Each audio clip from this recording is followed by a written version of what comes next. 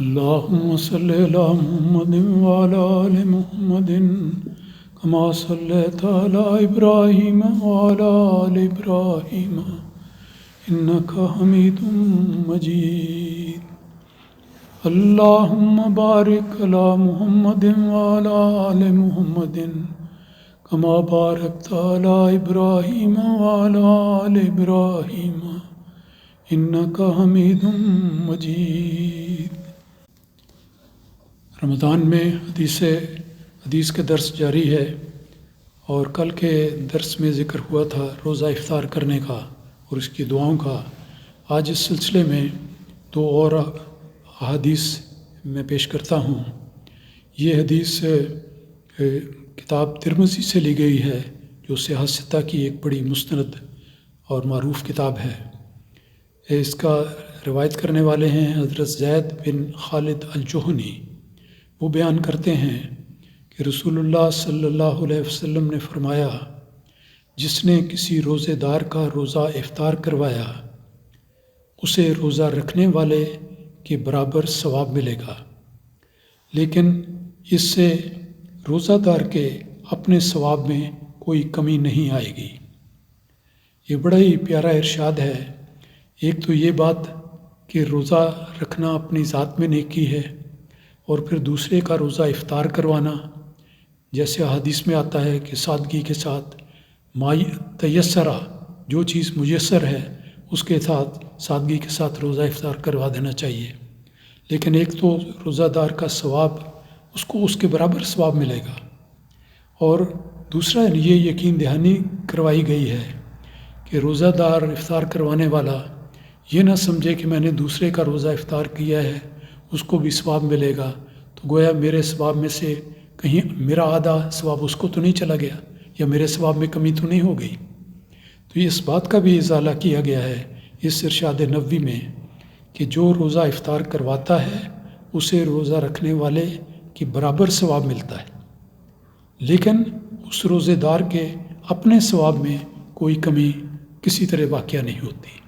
اللہ تعالیٰ اتنا رحیم و کریم ہے کہ انسان کی ہر کوشش کو، ہر نیت کو، ہر ارادے کو ثمرآور کرتا ہے اور اس میں پھل لگاتا ہے، اس کا اجر عطا کرتا ہے. تو یہ دیکھیں، ایک کھجور کسی کو دے کے اس کا روزہ افطار کروا دینا، ایک پانی کا گلاس دے کر روزہ افطار کرا دینا، اس کے نتیجے میں اس شخص کے برابر بھی ثواب ملے گا، اور اس شخص جو کروانے والا ہے اس کے ثواب میں کسی قسم کی کوئی کمی نہیں ہوگی. اسی موضوع پر ایک اور بڑی دلچسپ اور بڑی ہی ایمان افروز حدیث سامنے آتی ہے. یہ موطا امام مالک سے لی گئی ہے، اور لمبی حدیث کا ترجمہ اس طرح پر ہے کہ نبی کریم صلی اللہ علیہ وسلم کی زوجہ مطہرہ حضرت عائشہ صدیقہ رضی اللہ تعالیٰ عنہ بیان کرتی ہیں کہ ان سے ایک غریب عورت نے سوال کیا. یہ ایک غریب عورت نے آ کر سوال کیا. اس دن آپ روزے سے تھی، آپ نے نفلی روزہ رکھا تھا، رمضان کا نہیں تھا لیکن نفلی روزہ رکھا ہوا تھا. تو ایک غریب عورت آپ کے در پر آئی اور اس نے کھانے کا سوال کیا. اور گھر کی حالت کیا تھی؟ لکھا ہے کہ گھر میں سوائے ایک روٹی کے کچھ بھی نہ تھا. یہ دیکھیں کہ رسول پاک صلی اللہ علیہ وسلم کے گھر کے حالت یہ ہے کہ ایک ایک دن کا کھانا اہتمام سے میسر کرنا ہوتا تھا، بسا اوقات کچھ بھی کھانے کو نہیں ہوتا تھا. تو ایسا دن تھا کہ عورت سوالی بن کر دروازے پر آئی ہے، اور حضرت عائشہ فرماتی ہیں کہ حالت یہ تھی کہ گھر میں سوائے ایک روٹی کے کچھ نہ تھا. آپ نے اپنی خادمہ سے کہا کہ وہ روٹی جو اس وقت گھر میں موجود ہے وہ اس غریب عورت کو لا کر دے دو.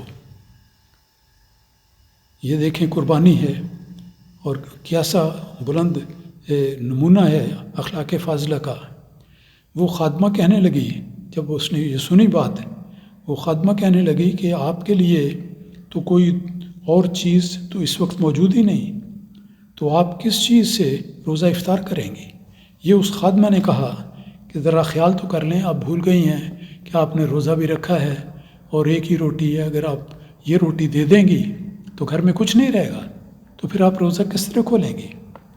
حضرت عائشہ صدیقہ رضی اللہ تعالیٰ عنہ نے جواب دیا، سننے والا جواب ہے، آپ نے اس خادمہ سے کہا کہ تم وہ روٹی اس غریب عورت کو دے دو، اور یہ کہہ کر آپ خاموش ہو گئیں۔ چنانچہ آپ کے ارشاد کی تعمیل میں وہ خادمہ کہتی ہے کہ میں نے وہ روٹی اس غریب عورت کو اسی وقت دے دی۔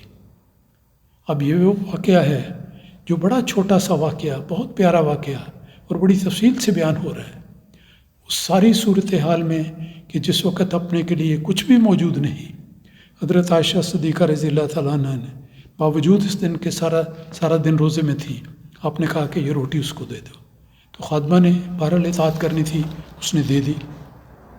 پھر کیا ہوا، کیا اللہ تعالیٰ نے انعام کیا، کیا اللہ تعالیٰ نے اجر دیا اور کس طرح دیا؟ یہ روایت بتاتی ہے کہ جب شام ہوئی تو آپ کے پاس، یعنی حضرت عائشہ صدیقہ رضی اللہ تعالیٰ عنہ کے پاس، آپ کے پاس کسی عزیز نے یا کسی اور شخص نے بکری کا کچھ گوشت اور اس کا بازو، یعنی جانور کا بازو بطور تحفہ بھیج دیا، اور اس پر آپ نے اس خادمہ کو بلایا۔ حضرت عائشہ صدیقہ رضی اللہ تعالیٰ عنہ نے جب یہ اللہ تعالیٰ کی طرف سے آنے والا انعام دیکھا کہ مجھے اللہ تعالیٰ نے اس چھوٹی سی قربانی کے نتیجے میں یہ اجر دیا ہے کہ میری ایک چھوٹی روٹی کے بدلے میں اتنا بڑا کھانا بھجوا دیا ہے، تو آپ نے اس خادمہ کو بلا کر فرمایا کہ لو کھاؤ، یہ تمہاری روٹی سے کہیں بہتر ہے، کہ وہ ایک روٹی جس میں ہم شریک ہونا تھا، تمہارے ساتھ مل کے کھانی تھی اور تم نے بھی کھانی تھی، دیکھو اللہ تعالیٰ نے کتنا شاندار انعام ہمیں دیا ہے، ہماری دعوت کر دی ہے، کوئی اللہ تعالیٰ کے بھیجا ہوا کھانا ہمارے پاس ہے، کتنا عمدہ کھانا ہے، تو آؤ اور شکر کے ساتھ اس کھانے کو کھاؤ۔ تو یہ ایک مثال ہے کہ جب بھی اللہ تعالیٰ کے راستے میں کوئی انسان قربانی کرتا ہے تو وہ صدق کے دل سے کی ہوئی قربانی کبھی ضائع نہیں جاتی۔ یہ ایک بہت گہرا سبق ہے، بہت عظیم سبق ہے جو اس روایت سے ملتا ہے، اور ہمیشہ اللہ تعالیٰ کا یہ اصول ہے۔ اللہ تعالیٰ نے فرمایا ہے کہ لَإِن شَكَرْتُمْ لَأَزِيدَنَّكُمْ، کہ اے میرے بندو اگر تم شکر گزاری کرو گے، شکر ادا کرو گے تو میں تمہیں اپنے فضلوں سے نوازتا چلا جاؤں گا۔ یہ اللہ تعالیٰ کا ایک بے حد احسان ہے کہ اللہ تعالیٰ شکر گزار بندوں کو اپنی بے پناہ نوازشوں سے نوازتا ہے اور بے پناہ اجر عطا کرتا ہے۔ تو اس لحاظ سے یہ بات یاد رکھنی چاہیے کہ کسی بھی قربانی کو یا کسی بھی خرچ کو جو انسان کرتا ہے، کسی بھی نیکی کو جس کو کرنے کی توفیق ملتی ہے، معمولی یا حقیر نہیں سمجھنا چاہیے۔ جو کچھ بھی انسان سچے دل سے خرچ کرتا ہے تو اللہ تعالیٰ اس کو اس سے بہت بڑھ چڑھ کر اجر عطا کرتا ہے۔ تو اس لحاظ سے یہ ایک رمضان کا سبق ہے کہ ہمیں رمضان میں اور باقی دنوں میں ہر چھوٹی بڑی نیکی کو اختیار کرنا چاہیے، اور اس نیت سے کرنا چاہیے کہ میں اللہ تعالیٰ کی رضا کے حصول کی خاطر اس کو کرتا ہوں۔ تو اللہ تعالیٰ ہمیں ہر نیکی کو کرنے اور نیکیوں میں آگے سے آگے بڑھنے کی توفیق عطا فرمائے، اور اللہ تعالیٰ کرے کہ ہماری ہر نیکی اللہ تعالیٰ کے حضور قبول ہو جائے اور اس کا بے پناہ اجر اللہ تعالیٰ کی جناب سے ہم سب کو عطا ہو۔ اللہم صلی علی محمد و بارک۔